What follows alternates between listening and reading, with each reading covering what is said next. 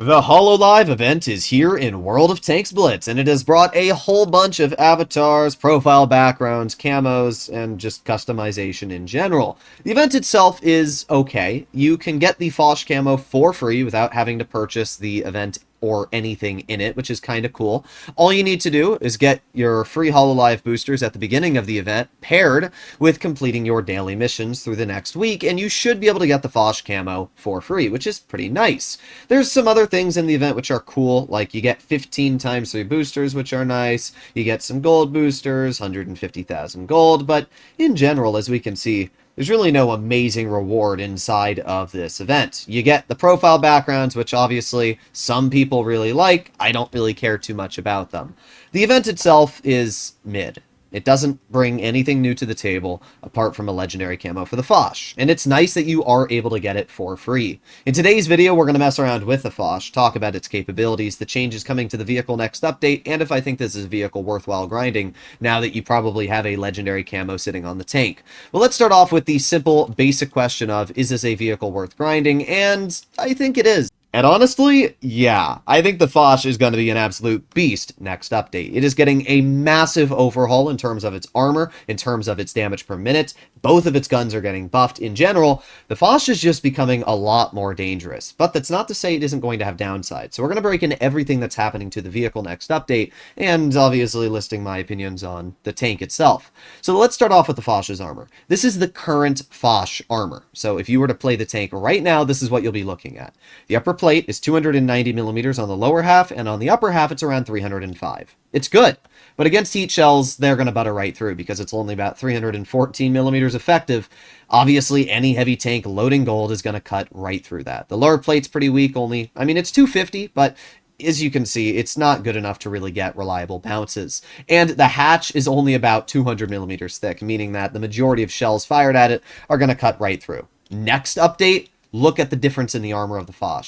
The upper plate is now 330 to 40 millimeters effective. The lower part is 320. That means loading gold shells, it's going to be now 365 millimeters and 340 millimeters to cut through the tank. If the Foch is using just 5 degrees of gun depression and slightly angling like this, the upper plate is now 380 to upwards of 400.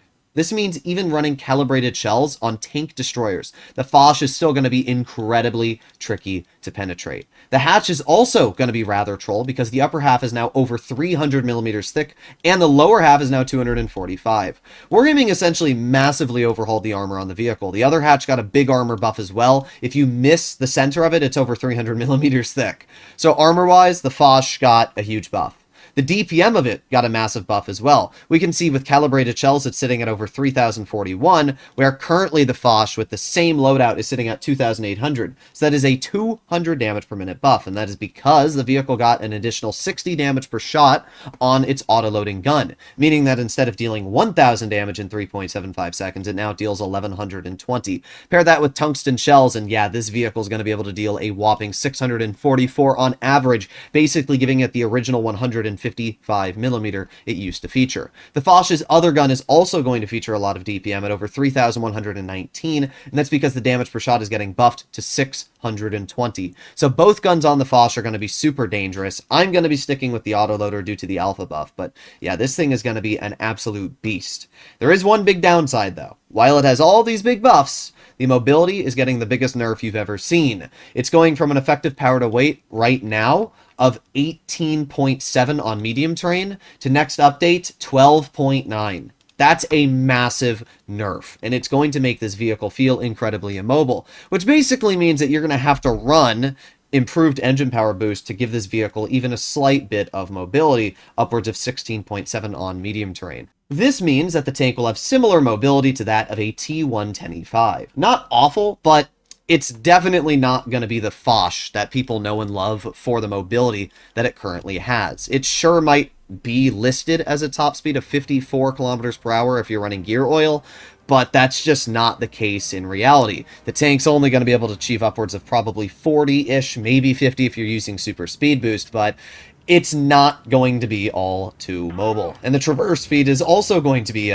pretty mid on the tank. So in general, this speed you're seeing right here is not going to be a reality next update. But the armor is going to be way better. The gun is going to hit way harder, and its DPM is going to be a lot more effective. So while it is receiving some nerfs in terms of the mobility, I think in general the buffs are going to make it a lot better. And it is going to allow this tank to feel more like a frontline tank rather than the kind of in-between that it's currently sitting in, which is completely fine with me. I'm really excited to see how the Foch is going to play next update, and I hope that Wargaming does a good job overall on the balance of it, because as we know, Wargaming isn't always the best when it comes to balancing the game. So we have the enemy Waffenträger Panzer IV detected, and there you go. Nice 300 damage shell into his tank.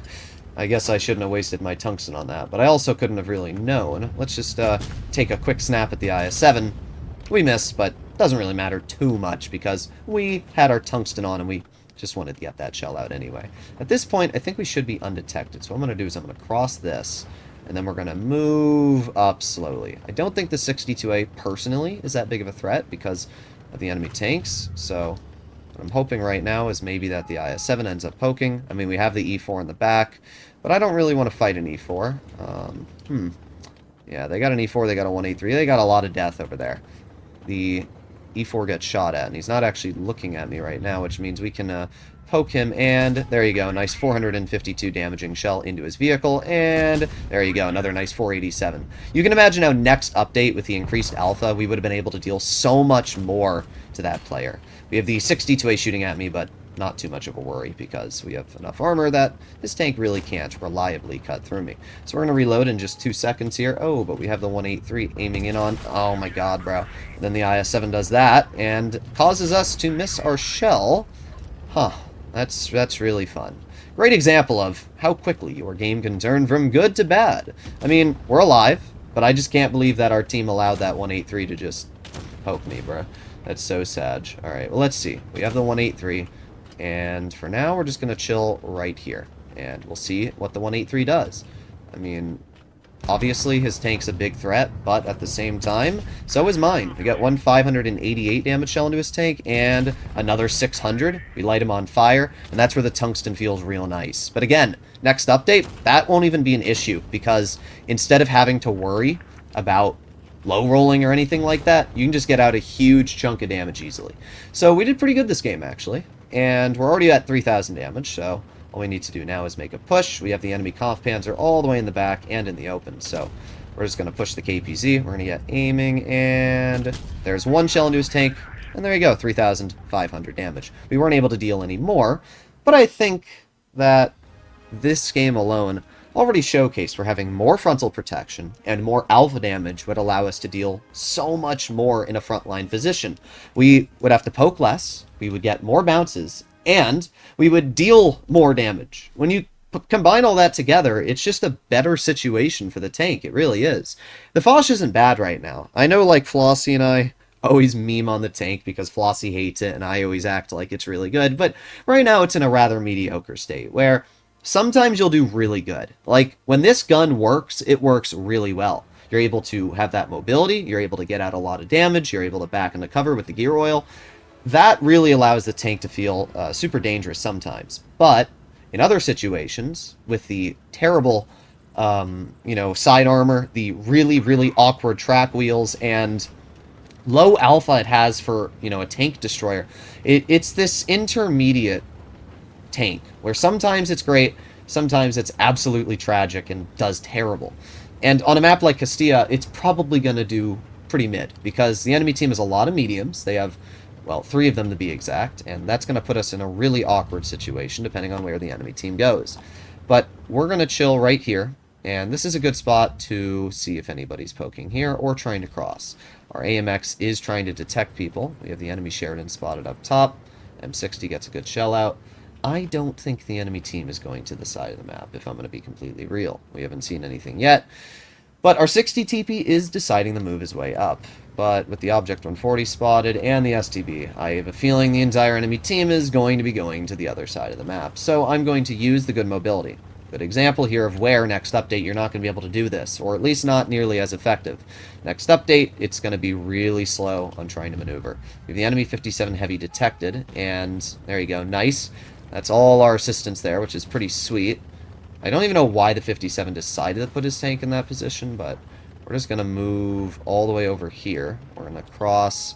We got spotted. Oh, we got the grill. That's why. Let's aim it on the grill very quickly. We got a 590 damage shot into his tank, and there you go, a 578. That's pretty good. That is literally a massive chunk taken off the grill. Looks like he's going to try and YOLO me, but I don't really care. I'm just going to back up, and hopefully somebody on our team tries to help me. Let's see. Grill's going to aim in, and he does end up shooting me. Oh, and we got the 57 over here as well. Oh, wow, we love this tank. We truly, indeed, love it. Alright, well, we get one nice shell out. We're not dead, but I shouldn't have poked that grill the way I did. Thankfully, our 60 TP did a pretty good job and was able to get the clear on the enemy. 57 heavy, to me, isn't that big of a threat. I'm going to ram him, which is going to make him a one-shot, and then we're going to aim in our first shell, dealing 510, and we're going to load in one more, dealing 478.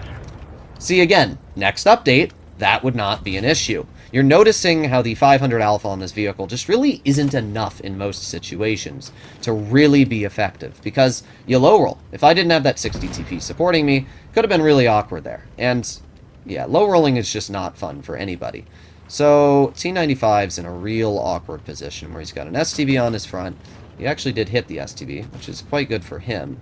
We're going to cross. I hope the Sheridan didn't spot me, but actually, we didn't get spotted. Not the Sheridan, but I was hoping that we didn't get detected by the enemy STB. But now what we're going to do is we're going to poke the Sheridan and get a nice 599 match roll.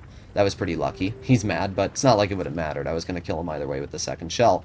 Alright, well, all that's left at this point is the enemy STB, who is AFK. I was kind of hoping we could get the shell out before the T95, but it didn't really matter. Alright, so all we have left is the enemy Kampfpanzer 70, who we're going to obviously try and push here. 60 TP ended up bouncing the Kampfpanzer, and the 60's putting himself in a real mediocre position because of, you know, he's getting pushed from two different sides. We're going to activate our tungsten, and I'm going to aim in on the KPZ.